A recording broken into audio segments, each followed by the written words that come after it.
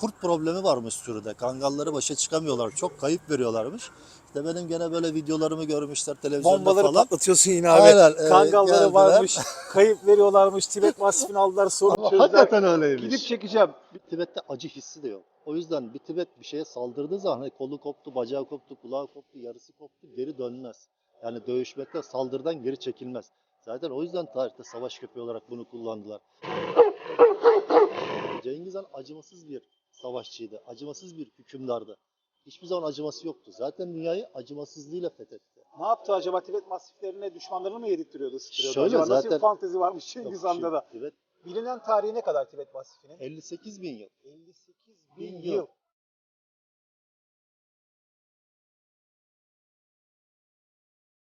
Sizin o söyledikleriniz hep işte aslanın böyle, ayının böyle düz gibisinden. Bunlar gözlem ve varsayımdır. Şimdi az önce söylediğim gibi bu köpeğin bir fosili var.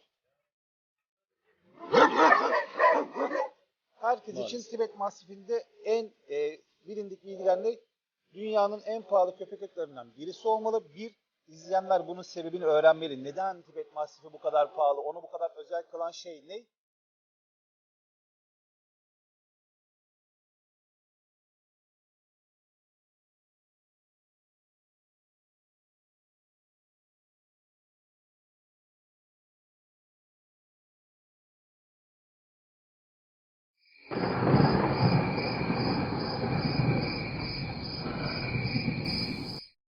Yeni bir videodan herkese selamlar arkadaşlar. Bursa'da harika bir çiftlikteyiz. Yine güzel bir videoyla karşınıza geleceğiz. Tibet Masif Dünyası çiftliğindeyiz. Evsim Şentürk'le birlikteyiz. Evsim abicim öncelikle merhabalar. Merhabalar. Nasılsınız? İyisiniz? Teşekkür ederim. Siz nasılsınız? Hoş Sağ olun, geldiniz. teşekkür ederiz. Çok teşekkür ederiz abicim. Değerli dostlar, Tibet Masifleri dünya üzerinde en yüksek paraları gören, hakikaten oldukça da eski köpeklerin atası olarak bilinen bir ırk. Bugün benim hem kanalımızı takip eden insanların hem de kendimin merak ettiği sorular var. Onları yöneltmek istiyorum size. Ayrıca Her Tibet Masifinin dışında da burada Chess Wolf Dog'lar var. Daha sonra İngiliz Bulldog'lar var. Farklı köpek ırkları var. Sırayla hepsini ekrana getirmeye çalışacağız. İzleyenler öncelikle sizi bir tanısınlar. Evsim Şentürk kimdir? Ne zamandan beri bu işlerle ilgilisiniz? Çiftliğin tarihi hakkında biraz bilgi verebilir misiniz? Tabii ki. Şimdi adım Evsim Şentürk. Ben 20 yıldır köpek sektörüyle uğraşıyorum. Takribi Tibet Mastif'in de 8-9 yıldır üretimini yapıyorum. Daha önceden de yurt dışından getirip satıyordum bunları. Şu anda da dediğim gibi 8-9 yıldır da Türkiye'de üretimini yapıyorum. Bu farklı özel ırklar üretiyoruz. Yani bizim çiftliğimiz normalde randevuyla çalışan bir yerdir. Ve sadece özel ırklar vardır bizde. Yani nedir, atıyorum dediğiniz gibi Tibet Mastifi, işte egzotik olarak İngilizler vardır. Ve diğer tüy dökmeyen antialerjenik küçük ırklar vardır. Yani çok bulunan köpekler değil bizimkiler. Az önce Poodle'a benzeyen süs köpeklerini de görmüştük. Bunlar Evet. mantar köpeği diye bilinen köpekler mi yoksa farklı bir ırk mı? Aynen, Lagotto Romagnolo'dur. Nedir abi? Lagotto Romagnolo. Magnolo. Yani İtalyan kökenli bir Tatlı köpektir. ismine benzemiyor mu ya arkadaşlar, değil mi? Evet. Magnolia gibi böyle bir isim Aynen. var. İşte bu da dünyadaki av köpeklerinin atasıdır. Yani eski bir genetiktir bu da. Yani bizim köpeklerin çoğu eski genetiklere dayanır. Bütün dünyada gördüğünüz av köpekleri de bunlardan türemedir. Genetik olarak. Tibet Masifi bildiğim kadarıyla Türkiye'de senden başka yapan yok bu donanımda, Yok. bu kadar damızlık sayısında. Neden Tibet Masifi? Hiç Başlangıç üretim yapan hikayesi yok. nasıl oldu? Tek üretim yapan benim. Dediğim gibi ben daha önce yurt dışından getirip götürüyorduk. Çok isteyen oluyordu işte Tibet Mastiflerini. Yani işte dünyadaki dolar yükselişi, işte ekonomik durumlar, uçak maliyetlerinden dolayı biz de Türkiye'de üretim yapma kararı aldık. Çünkü Türkiye'de yaptığımız üretim biz Avrupa ve Orta Doğu'ya satıyoruz. Yani nedir bu? İran, Arabistan, işte Libya, Rusya, Ukrayna'ya da çok köpek veriyoruz. Maliyetleri düşürmek için Türkiye'de üretime başladık. Yani şu anda dediğin gibi köpeğin sadece nakliyesi için bile birçok insan için çok ciddi anlamda Evet. yüksek sayılabilecek fiyatlar ödemen gerekiyor. Tahminimce şu anda yetişkin bir köpeği içinden getirmek herhalde 100.000 TL'nin üzerindedir sadece Ya nakliyesi. sadece kargo 3.000 doların üstünde. Yani Çok bunun ciddi uçak para. bileti birlikte işte köpeğin fiyatı derken maliyetler tabii ki çok Evet. uçuyor yani. Tibet Masifi'yle ilgili birçok kişi aslında ırk konusunda doğru bilgilere sahip değil. Herkes için Maalesef. Tibet Masifi'nde en bilindik bilgiler ne? Dünyanın en pahalı köpek ırklarından birisi olmalı. Bir, izleyenler bunun sebebini öğrenmeli. Neden Tibet Masifi bu kadar pahalı? Onu bu kadar özel kılan şey ne? İkinci konuda Tibet Masiflerinin çok agresif köpekler olduğunu düşünmeleri ve birçok kişi için köpeklerin dış görünüşü, aşırı derecede uzun tüylü olmaları ya da iri yapılı olmaları onları bir iş köpeği olmaktan alıkoyar mı? Çünkü bu köpekler aslında özünde doğasında Tibet bölgesinde ya da Çin'de, Moğolistan'da bu bölgede sürü koruma köpeği olarak yüzlerce yıl hatta binlerce yıl kullanıldı. Buralarını biraz açabilir miyiz abi? Şimdi dediğiniz gibi Türkiye'de Tibet Mastifi hep kulaktan dolma, işte o söyledi bu söylediğiyle bilgileri var. Şimdi Tibet Mastifi aslında öncelikle yaşam alanı olarak işte sıcakta yaşamaz, soğukta yaşamaz gibi birçok söylenti var. Şu an benim Tibet Mastiflerim Adana'da var, Antalya'da var, Mersin'de var. Sıcak bölge olarak. İşte adam İzmir'den arıyor, burası çok sıcak, yaşar mı? Diyorum ki yani Adana'da yaşayan köpek sizin orada zaten yaşar. Şimdi Tibet Mastifi eksi 30 dereceye kadar meydanda yatar, kulübeye girmez, artı 40'a kadar da meydanda yatar. Yani bu ne demek? Birçok köpekten hem sıcak hem soğuğa göre daha dayanıklıdır. 70 derecelik bir açıklıktan Tabii. bahsediyoruz. Gerçekten iddialı. Çünkü ben kendim de çoban köpeklerinden ilgili aktiviteler, yarışmalar, ırk standartları, etkinlikleri düzenliyoruz. Bizim köpeklerin içerisindeki bile Aksaray Malaklısı grubu özellikle ya da birazcık daha hantal yapıdaki köpekler sıcağa karşı yarışmada yarım saat, bir saat sonra artık biraz gölgeye kaçma isteği gösteriyor. Sadece kangallar ve akbaşların sıcak dayanımı onlara göre biraz daha yüksek. Mesela bu uzunlukta bir tüy, bir de koyu renkler, bildiğim kadarıyla siyah, sarı ve kızıl genelde karakteristik renkler daha fazla ısıyı çekecek. Acaba nasıl bir yapı var da dayanabiliyor bu kadar? Tüy yapıları bunların farklı katmanları var. Kışın ikinci katmanı çıkartıyor içeride. Yünsü bir yapı çıkartıyor uzun tüylerin arasında. Yani uzun tüyleri şöyle düşünün, yünsü katman içeride. Çift klimalı mont gibi giyiyorlar. O yüzden kışın çok soğuğa dayanıklıdır. Yaz geldiğinde de o yünsü katmanı atıyor. Sadece uzun tüyler kalıyor. O da üstünde gölgelik ve iklimlendirme yapıyor. Yani sıcağı engelliyor. Vücut ısısını koruyor. Acaba Bunlar tüy bir dolayı değişiminde yok. nasıl bir tüy çıkıyor Tibet Mastifinden merak Yani- ediyorum. Kafkas kadar döküyor mu tüy? Şimdi şöyle dökme değil bu. Parça olarak tek seferde değiştiriyor. Yani diğer köpekler gibi tüy dökümü yok. Sürekli bir tüy dökümü olmaz. O parça halinde tek seferde değiştirme nasıl O oluyor? yünsü hani bir aba yünler vardır ya böyle parça Koyun parça. yünü Tara, gibi. aynen koyun. Tara vurduğunuzda o parça parça bir kere de sıyrılır. Yani 10-15 gündür bunların tüy değişimi. Onun haricinde bir tüy dökümü vesairesi Peki yoktur. neden dünyanın en pahalı köpeği abi? Neden dünyanın en pahalı köpeği? Dünyanın en eski genetiği olduğu için ve dünyada popüler bir köpek olduğu için. Yani bütün köpekler bunlardan türemedir. Literatür bunu kabul eder. Dünyada fosili bulunan tek köpektir. Bugün dünyada fosili bulunan bir canlı her zaman değerlidir. Yani bu da aslında başlı başına bir tartışma konusu. Tabii pahalı köpek algısını cevapladıktan sonra bu soruyu size yönelteceğim. Köpeklerin neden atası? Bunun bilimsel çalışmaları ne? Varsa gösterebileceğimiz kaynaklar videomuza da ekleyelim. Çünkü birçok kişi için işte biliyorsun doğadaki canlıların diyorlar ki işte kutup ayısının kafası düz, işte ayının kafası düz, aslanın kafası düz. Genetiği insanlar tarafından değiştirilmemiş yani eşleşme seçimleri insanlar tarafından yapılmış canlıların kafasının düz olduğu iddia ediliyor. Ben burada ekrana Tibet Mastiflerinin kafa yapısını da getirelim istiyorum. Tibet Mastifi bilindiği kadar çok keskin bir alın stopuna sahip mi değil mi bunu da görsün. Toplu. Stoplu. Stoplu bir köpektir. Şimdi sizin o söyledikleriniz hep işte aslanın böyle ayının böyle düz gibisinden. Bunlar gözlem ve varsayımdır. Şimdi az önce söylediğim gibi bu köpeğin bir fosili var. Fosil dediğimiz şey zaten eski bir genetiğe işaret eder. Bugün fosil bulmak kolay değildir. Neyin fosili vardır? Tarihte kaybolmuş canlıların fosilleri vardır. Çok eski belli bir yıla gittikten sonra buna fosil diyorlar. Şimdi fosildeki köpeğin de stopu var. Bilinen tarihi ne kadar Tibet Mastifi'nin? 58 bin yıl. 58 Bin bin yıl yıl. tarihi vardır bunun. Yani bunu Avrupa'da yapılan araştırmalar da bunu söylüyor. Çıkan fosiller de bunu söylüyor. İşte karbon testleri. Şimdi zaten fosilde stoplu olan bir köpeğin düz olduğunu iddia etmek zaten çok saçma bir şeydir. Yani işte aslanınki düz, bununki de öyledir Kafatası gibi iskeletinden değildir. yani onun görselini zaten bildiğim kadarıyla Tabii. bu işten ilgilenen bilim insanları nasıl dinozorların hangi görünüme sahip olduğunu kemiklerden çıkartabiliyorlarsa ya da mamutun tüy yapısını, kemik yapısını, yüzünü aynı işlemi herhalde Tibet Mastifi'nin fosili içinde yaptılar bu Aynen muhakkak. zaten şu anki Tibet Mastifi'nin kemik yapısıyla fosildeki kemik yapısı aynı. Değişen bir şey yok. O yüzden zaten genetik aktarılmıştır. Ha şu var, son zamanlarda Çin'de çalışmalar yapıldı. İşte pet shop Tibetleri de üretildi. Bu her tarafı tüy içinde olan işte ayağı falan hani bu gözükmeyen ayıcık gibi. Onlara biz pet shop Tibeti diyoruz. Onlar son 3 yıldır falan türetildi. Onlar da insanlara görsel amaçlı. Hani ev köpeği olarak. Aslında Tibet Mastifi bir savaş köpeğidir. tarih boyunca da savaşta kullanılmış köpektir. Hem sürü korumasında hem bireysel korumada, işte çocuk bakıcısı olarak, aile güvenliği açısından ve savaşta kullanılan bir köpektir. Yani atası olduğu için köpeklerin, bütün dünyada gördüğünüz köpeklerin genetiğini üstüne taşıyan bir köpektir.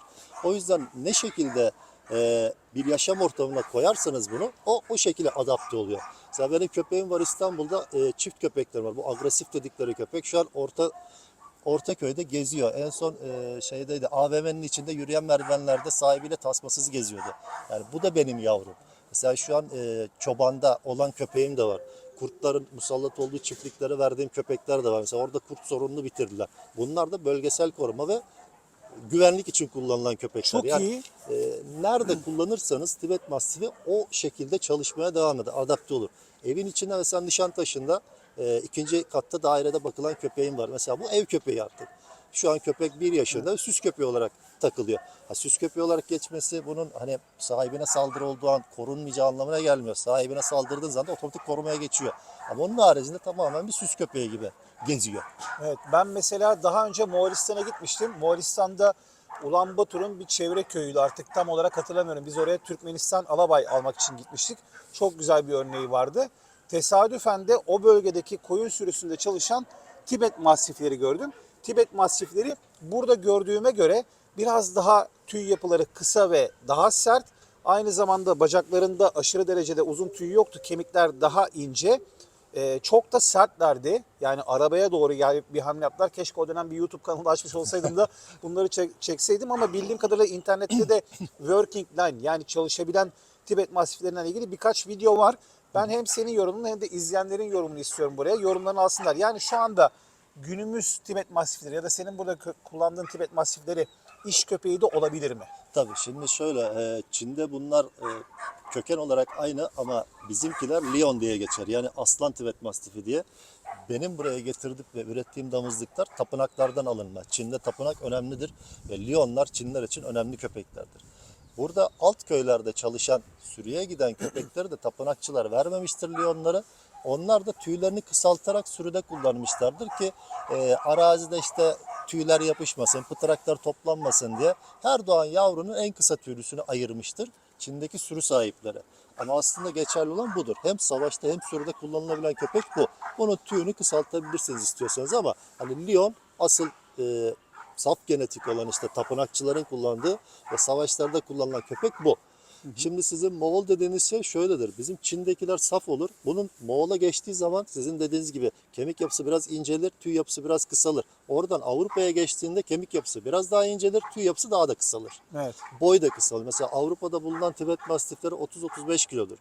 Bizimkiler burada en küçüğü dişiler 60 ile 80 kilo arasındadır. Erkekler de 70 ile 90 kilo arasındadır. Ama Avrupa'dakiler 30-35'tir maksimum. Mesela Moğol'dakiler de 50-60 arasıdır. Yani batıya geçtikçe Tibet kısalmıştır. Genelde işte bizim Türk milleti Tibet'i o Avrupa'ya göre kıyaslar. Mesela ben bugün Rusya'ya da köpek satıyorum. Rus diyor ki bizimkiler Avrupa Tibet'i. Ne yapıyor? Erkek alıyor. Melezliyor. Geri satıyor. Uygun O fiyat. zaman yavaş yavaş biraz içerisinde gezmeye başlayalım. Sohbet Tabii. çok keyifli. Daha oldukça güzel ve verimli bilgiler alacağız. Çünkü daha önce bildiğim kadarıyla Alatürkiye ile de video yapmıştınız. Bu videoda kaosa sebebiyet veren, tartışmaya sebebiyet veren açıklamalar da olmuştu. Oraya da geleceğiz, merak etmeyin arkadaşlar. Soruya Dolaşalım. cevap vermeye çalışıyoruz. Eyvallah elimizden abi. geldiği Hadi kadar. biraz sur atalım arkadaşlar. Şimdi birazcık havlama seslerine maruz kalacaksınız. Çünkü onların bölgesine giriyoruz. İster istemez bize karşı korumacı ve agresif Evet, davranacaklar. kendi bölgesine girdiğimiz için bölge korumasına geçiyorlar şu an. O zaman yavaş yavaş buradan bir görelim arkadaşlar, neler var neler yok. Sanırım Cheswold Dog'umuz hamile dişi değil mi? Evet. Mesela burada genç bir erkek var. Dişinin yanında. Gel, gel, gel, gel. Oy maşallah. Abi çok agresifler gerçekten. Mesela şu an biraz daha uzaklaşalım, sesimiz izleyenlere normal gelsin. Sanırım şu anda o en uzun tüy halinde değil mi? Yok, o şu an zaten biz ense kısmını yani bu yele kısmını kestik onun. Çünkü bu yazdan çıkıyordu çok. Bizim yeni arkadaş geldi. O bakımlarını yapamamış. Kesmek zorunda kaldık bu kısmını. Bir de genç o şu an. Asıl bizim bu erkekler yele kısmını 2,5 yaşından sonra yapıyor. Bu daha 1,5'ü yeni geçti. 2'ye yaklaşıyor bu. Yani yavruluk tüyünden de yeni çıktı. Yavruluk tüyleri topaklandı onun biraz. Bence omuz yüksekliği olarak gerçekten ideal bir köpek. Ben birçok noktada Tibet Mastifi gördüm.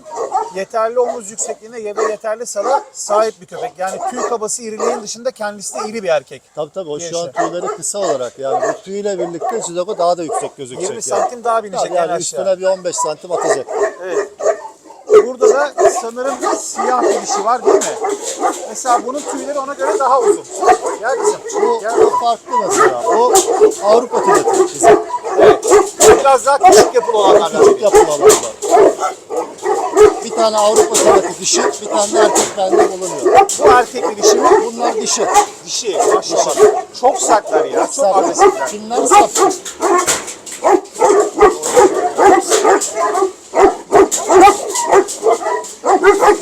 Bu da dişi ya.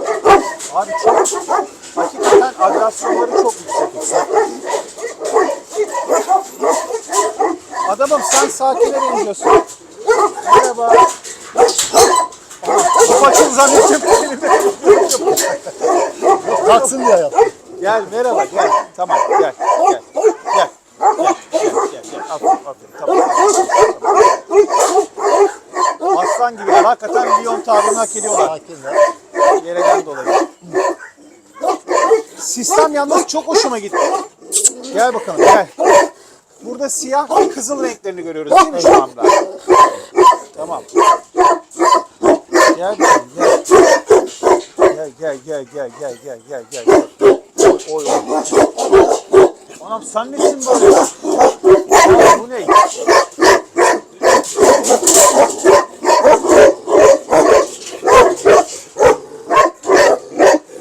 Ne böyle? Herhalde çiftliğin lideri bu. Alfa. Bence onları daha fazla sinirlendirmeyelim. Biz sohbetimize biraz daha uzak bir noktadan devam edelim ama onda bir şey dikkatimi çekti. Hakikaten diğerlerine göre vücut uzunluğu çok daha fazla. Bir de yelelerinin burasına herhalde agresif...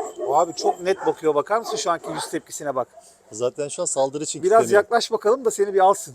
Saldırı için kilitleniyor. Gelme diyor. Gel. O şeye kilitleniyor. Yani ısırabileceği konuma gelmeni bekliyor aslında. Tuzaklama yapıyor. Şey gibi Onun huyu o. dağda unutulan bir koyun var diye adı aklıma gelmiyor. Hani böyle yıllardır kırpılmamış geliyor böyle gözler kapalı gibi. Bu bahar Bunun bakımı ne zaman? 100 bin bakımı gelmiş abi. geldi. Buradakilerin bakımını yaptık. O biraz agresif olduğu için onu veterinerimizle bakımını yapıyoruz onun. O biraz Yani fazla size de agresif. şey Tek yok, eyvallah köpeğimiz. yok ha. Tabii o sadece O zaman yemeğe, mı? yemek için şey yapar. Uyutulup mu yapılıyor Tabii, bakımları? tabii uyutup da yapacağız onu. Aa, baksana şuna ya. Düşünsenize arkadaşlar karşıdan böyle yürüyerek size doğru mu geliyor? Ay eyvah adamın aklına bak. Tamam kanka. Kral sensin gel. Bunlar nedir peki abi? Bunlar işte Gel bunların bakalım. baba kangal, anne tibet bunlarda. Bunlar kırma, melezleme. Bunlar Bunları da müşterimizde, yabancıya karşı agresifler mi? biz bunları da salıyoruz. Bunlar daha genç. 1,5 yaşına yeni geçti bunlar da. Tam oturmadı karakter bunlarda da. Daha Bunları enikler. güvenlikte kullanıyoruz biz ama hani dışarıda saldığımızda biz burada yoksak güvenlik yapıyorlar. Ama biri geldiğinde böyle kuyruk sallıyorlar biz varsak. Gel bakalım gel. Hay maşallah sana. Gel sen de gel. Gel. Aferin sana. Hala yabancı olduğum farkında ve bana çok güvenli yaklaşmıyor. Gel. Gel. Tamam. Dikkatimi çeken şu oldu. Ben Tibet Mastiflerle ilgili çok fazla bilgi sahibi değilim. Hakikaten sizin yanınızda donanım anlamında belki %10 bile değilimdir. Estağfurullah. Ama dünya ırklarını tanıyorum. Gövdelerine göre, yapılarına göre çok aerodinamikleri iyi. Hareketliler ve o gövdeye göre ben daha hantal hareketler bekliyordum. Tepkileri daha aktif geldi. Şimdi zaten Tibet Mastiff'ini görenin en büyük yanılgısı o. Mesela bizim köpeği gördüğünde ya diyor ki ne kadar humble bir köpek. Şimdi bizim köpek görev köpeğidir.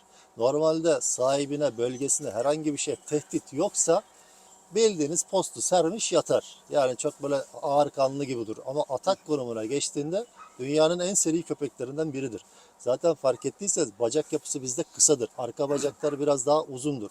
Saldırı konumuna geçeceği zaman böyle bacakları eğir, arkaya gel, oradan sıçrayarak direkt gırtlağa saldırır. Bizdeki olayı bu.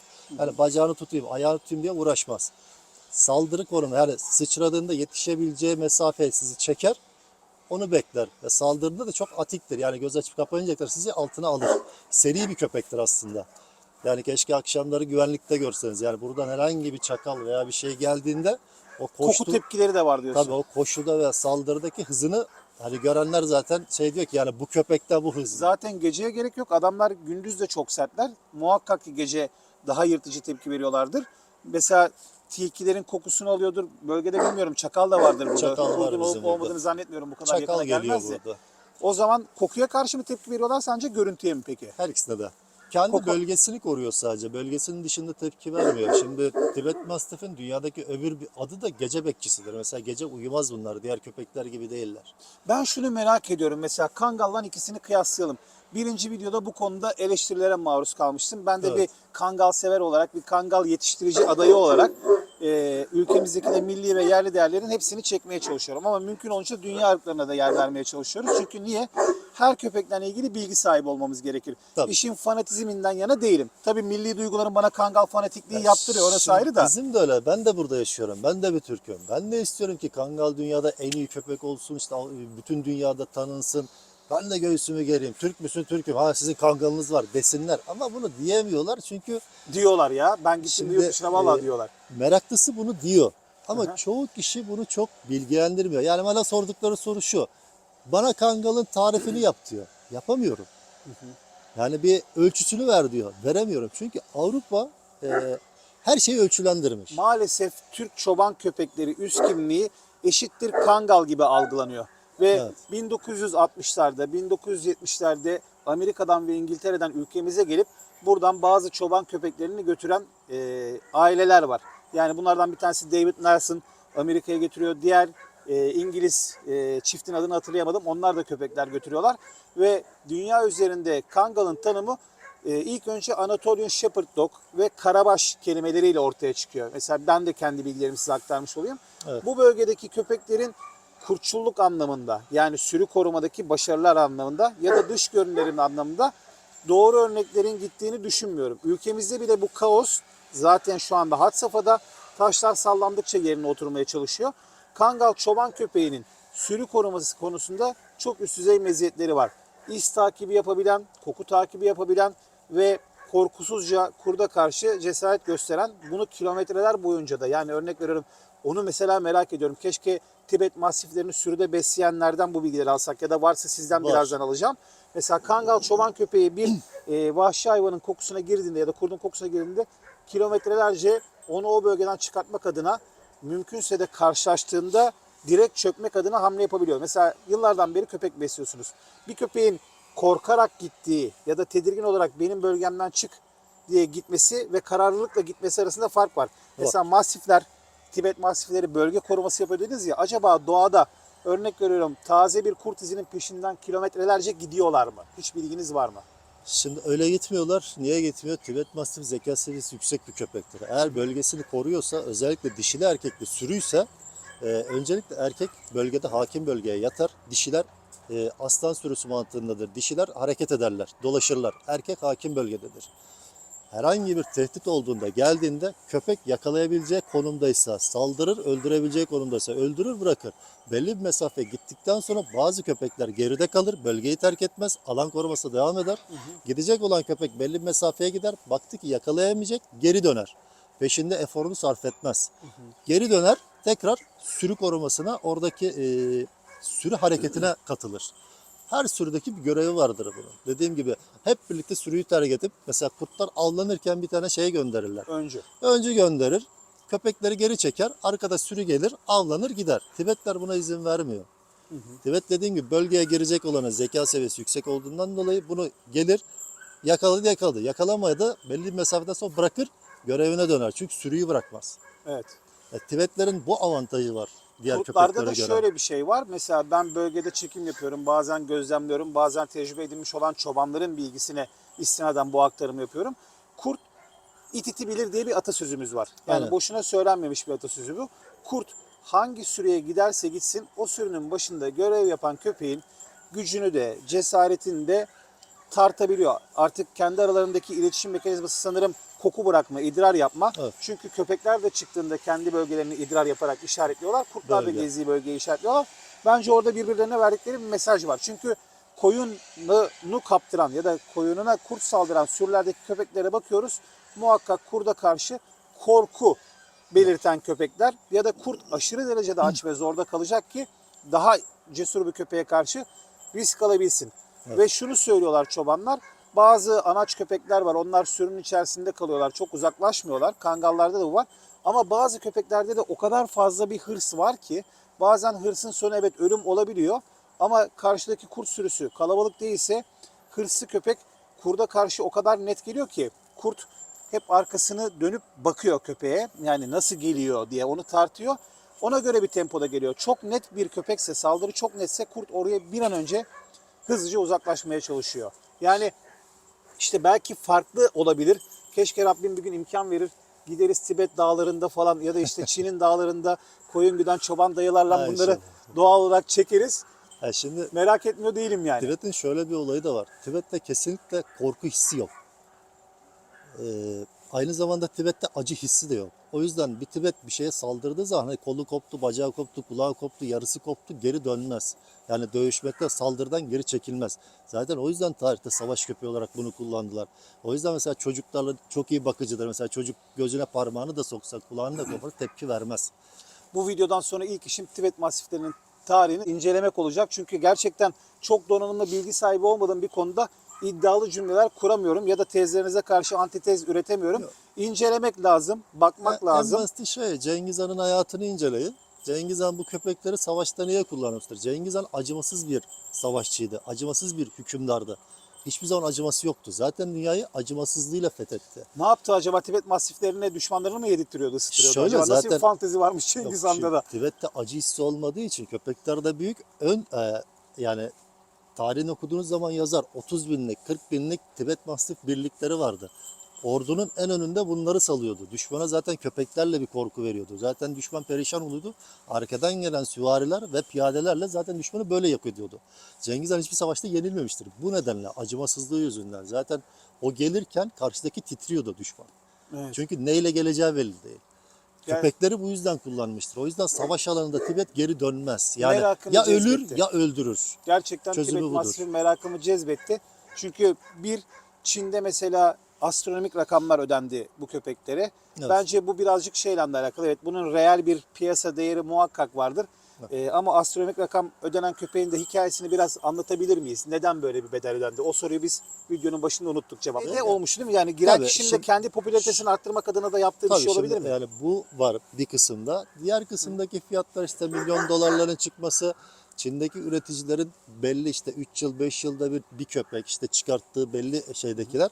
O çıkarttıkları köpekler özel bakıyorlar, sürekli yıkıyorlar, tarıyorlar, tüy yapısını kontrol ediyorlar. Onu büyütmek için her şeyi yapıyorlar. Ki zaten köpek üreticileri bunu bilir. Bir köpek üreticisine belki ömründe 2 veya 3 köpek denk gelir. O çok iyi köpekler çıkan üretimden. Onları ayırır ve açık arttırmaya çıkartır. Yani Çin'de bu nedir? 6 ayda bir kendi aralarında açık arttırmalı olur. İşte senede bir, işte atıyorum 5 senede bir.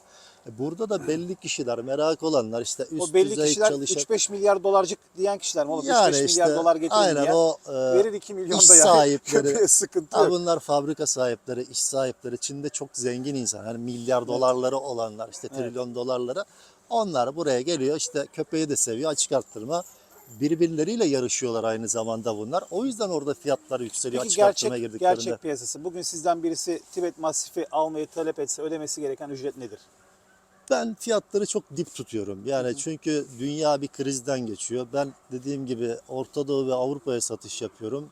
Fiyatımı 1500 dolarda tutuyorum sabit olarak. Fiyatı yükseltmiyorum.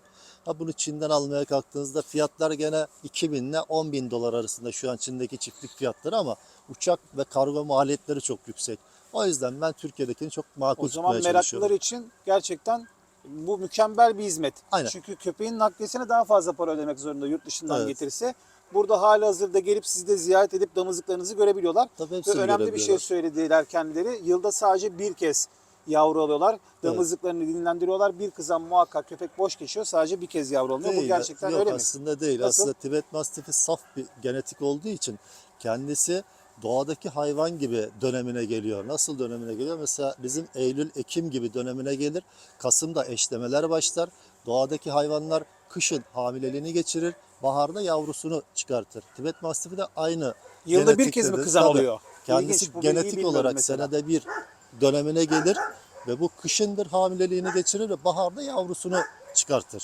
Doğadaki hayvan gibidir. O yüzden saf bir genetiktir. İnsanların uğraşamadığı bir köpektir. Yani uğraşmadığı köpektir. Tabii diğerleri melezleme çıkmıştır. O yüzden böyledir. Senede bir kendi doğum yapar. Bu kendi biyolojisidir. Evet. Diğer köpekler gibi değil. O yüzden Peki. bizim yavrularımız Ocak ve Şubat'ta olur. Onun haricinde geldiğinizde yavru bulamazsınız bizden. Abi şimdi butik sayıda üretim yapıyorsun. Butik sayıda üretim yapmasam mesela şunu yapmak isterdim. Keşke bir imkan olsa ya da yine ben sana teklifte bulunayım. Sürü başında arazide çalıştıranlar var mı şu an Türkiye'de köpeklerini? Yoksa sen uygun gördüğünde ben mesela Tibet Masiflerinin gerçekten arazi performanslarını merak ettiğim için uçağa atlayıp Moğolistan ya da Çin'e gidip çekemeyeceğimiz için belki bir gün nasip olacak ama burada sürü başında gerçekten görev yapan iki koyun yavru çiftliği- büyütsek nasıl olur acaba? İki koyun, Bunu gerçekten test etsek müthiş olur senin için de bence. iki koyun çiftliğine verdim. Birisi Bolu'da, birisi de Edirne taraflarında bir yerde olması lazım. Onlara verdim ama çiftlik yerlerini bilmiyorum. Telefonda görüştüm. Geldiler, aldılar, gittiler. Ha şunu yaptılar mesela ilk alan bende kurt problemi varmış sürüde. Kangalları başa çıkamıyorlar. Çok kayıp veriyorlarmış. İşte benim gene böyle videolarımı görmüşler televizyonda Bombaları falan. patlatıyorsun yine abi. Aynen, evet, Kangalları geldiler. varmış, kayıp veriyorlarmış, Tibet Masifini aldılar, sorun Ama çözdüler. hakikaten öyleymiş. Gidip çekeceğim. Bilgileri Hakikaten senden isterim öyleymiş. o zaman. Yerini bilmiyorum ama, Ama işte hangi birisi kangal? Bolu'da. Her kangal İşte her kangal kangalı değil. dediğim gibi hani ben de kangallar konusunda çok hakim değilim. Hani kangal dedikleri nasıl bir köpek elindeki? Evet. Onu da gidip görmedim. O yüzden bir yorum yapamıyorum. Hani bizim Türk halkı olarak bildiğimiz kangal görsem tanırım. Olayımız Evet, bu kadar aynen. bizim. Hani Aynen. çok bir şeyimiz yok. Ben şunun sözünü sizden istiyorum. Videoyu da burada o şekilde yavaş yavaş kapatacağım. Ben Tibet Masifleriyle ilgili kendimi donanımsal anlamda geliştireceğim. Söz. Çünkü merakımı cezbetti. Ama sizden de ricam benim internetteki bazı videolarımın linklerini atacağım. Kangal çoban köpeklerinin arazi performansları, karakter yapıları, kişilik yapıları. Onları da samimiyetle incelemenizi tavsiye ediyorum. Çünkü ben anlatılan bilgileri mümkün olunca çekmeye çalışıyorum. Evet. Anlatımı gerçeğinden beslemeye çalışıyorum. Tibet masiflerinde de benzer bir imkan yakalarsam seve seve çekerim. Ya şeyi var hani bizim Anadolu çoban köpeklerimiz hakikaten sürüde çalışan eski genetikler çok güzelleri var ama bu ne var işte ağlar arasında dövüşmeler vesaire senin köpeğini benim köpeğimi muhabbetleri çıkmadan ezelden beri geldiği için çoğunu melezleyip dövüş köpeği haline getirdiler. Bizim Haklısın bu derdimiz bu. konuda. Sürüye giden köpek çok kalmadı. Kime sorsak kangal dediği köpek aslında dövüş köpeği çıkıyor. Ne Evet. yapıyor? İşte insanla arası çok iyi ama hayvanlara karşı çok kötü. Bu sefer Evet. ne yapıyor? Çobanın köpeğini boğuyor, gidiyor koyunu, sürüdeki koyunu boğuyor. Dengeli bir köpek olmak zorunda çalışan Yani köpeğin. evet yani o çalışan köpek çok az. Yani onu bulmak çok zor Türkiye'de. Haklısın. Ha, Bu dövüş konuda köpeği haklısın. her yer. Kangal dediğimiz şu an kangal değil size dövüş köpeğini getiriyorlar. Evet. Ben onu kastediyorum. Hani zeka seviyesi düşük sadece agresyonu yüksek köpeklerle. Bunlar sürüde çalışamıyor. Dövüş köpekleri olarak kullanılıyor. Doğrusun. Birçok maalesef bu konuda köpek besleyen insan var. Birçok da dağın başında hala şu anda kepeneğinde yatıp yıllardan beri o temiz arı görevini yapan kurda karşı sürüsünü koruyan köpeklere sahip çıkan çobanlar da var, yetiştiriciler de var. O adamların da vefasına hiçe saymamak lazım. Onlar da çok önemli ama azınlıklar. Doğru İşte söylüyorsun. benim şu mesela şuradaki paşa Anadolu çoban. O dövüştürmeye çalışıyorlardı köpeği. Aslında bu köpek bir sürü köpeği. Sürü köpeği de çok iyi çalışan bir köpek sürüde. Ama bunu alıp işte heybetinden boyundan da dövüştürmeye çalışmışlar. Köpek dövüşmediği için yara bere içindeydi. Ben buna gittim parasını verdim aldım. Şimdi bu köpek bende tek. Ben de yaşlandırıyorum. Ben seviyorum Anadolu çoban köpeklerini ama kullanım amaçları dışında kullanılan köpekler. Ben onu burada salıyorum mesela ben tavuğuma veya herhangi bir şeyime keçi bakıyordum burada hiç müdahale etmiyor. Çünkü sürüyü bilen bir köpek. Ama bu sürü köpeğini dövüş köpeğine dönüştürmeye çalıştığım zaman problem orada başlıyor. Evet. Benim kastettiğim kangallar bunlar. Yoksa sürüde çalışan genetikli köpeklere asla bir şey demiyorum. Yani Bu- keşke onları çoğaltsak da sürülere versek. İşte yurt dışı köpekleriyle bu işi çözmeye çalışmaktansa kendi genetiklerimizle bu işi çözsek. Evet, yani gerçekten birçok insan da bu konuda mağdur. Çünkü dünyanın her yerinden iş köpeği anlamında talep gören köpekler var. Çünkü işin kostüm kısmı başka, iş köpeği kısmı başka. İş köpeği olacak maksadından gönderilen ve sonuç alınamayan Türk köpekleri var. Ben de Evet. bunları yaşıyorum lojistik yaptığım için. Ama çok harika karaktere ve harika dış görünüşe sahip köpekler de var. Bunların tanıtım için üst düzey mücadele veriyoruz. Bugün de yine dünya ırklarında herkes tarafından tüm dünyada bilinen bir ırkı tanıttık. Tibet Masifi'nden ilgili bilgiler verdik. Ama şu bir gerçek, bir Kangal Tibet Masifi kaosu vardı. Ben özellikle de gelip buraya video yapmak istedim. Videonun bütününü de o konuda tutmadım ama ben gerçekten Tibet Mastiflerinden ilgili daha donanımlı kendimi geliştirmeye çalışacağım. Sizin de Kangal konusunda ekstra umarım katkı sağlarım. Çünkü milli değerimiz, milli genetiğimiz Tabii. insanların gözünde şöyle bir konuma düşelim istemiyorum. İşte Tibet Mastifi Kangal'dan üstün, Kangal Tibet Mastifinden üstün durumu değil. Değildir. Çünkü- İkisi de kendi bölgesinde binlerce yıldan beri Aynen. var olan köpekler. Bir köpeğin soy kütük belgeli üretilmesinin önemini görüyoruz. Bu köpekler yüzlerce yıldan bu yana soy kütük belgesi secere ile üretilen köpekler. Evet. İnşallah ülkemizde de bu kayıt sistemi oturur. 50-60 sene sonra biz de böyle göğsümüzü gere gere İnşallah. dünyanın her yerine soyu, genetiği belli köpekler ihraç eder hale geliriz diyorum. İnşallah. İşte dediğimiz gibi Kangal kendi başına ayrı bir ırk, Tibet ayrı bir ırk. Bunları kıyaslamak çok da doğru değil. Kesinlikle kendi bölgelerinde kendi özelliklerinden bakmak Tabii ki. lazım. Aynen. Her Abi köpeğin süper sohbetti. kendi şeyi var. Ben keyif aldım. Umarım Ben siz de. de almışsınızdır. İzleyenler Tabii de ki. umarım keyif almıştır. Ben izleyenlerin de yorumlarını merak ediyorum. Tibet Mastifinden ilgili iş köpeği olarak ya da işte güç olarak, bölge koruma olarak yorumlarınız nedir? Ben şunu net bir şekilde söyleyebilirim. Köpekler gerçekten alan korumada çok netler. İnsan agresyonları yüksek, bölgelerini çok net koruyorlar. Birçok çoban köpeğine göre insana karşı agresyonların yüksek olduğunu söyleyebilirim. Yüksek. Ve bu boyuta rağmen gerçekten atletik ve hareketliler. Bunu gördüğüm samimiyetle söylüyorum. İnşallah bir gün sürü başındaki performanslarını da çekeriz diyerek İnşallah. yavaş yavaş veda ediyoruz abi. İnşallah. Değerli dostlar, beğenmeyi, like atmayı, kanalımıza abone olmayı unutmayın.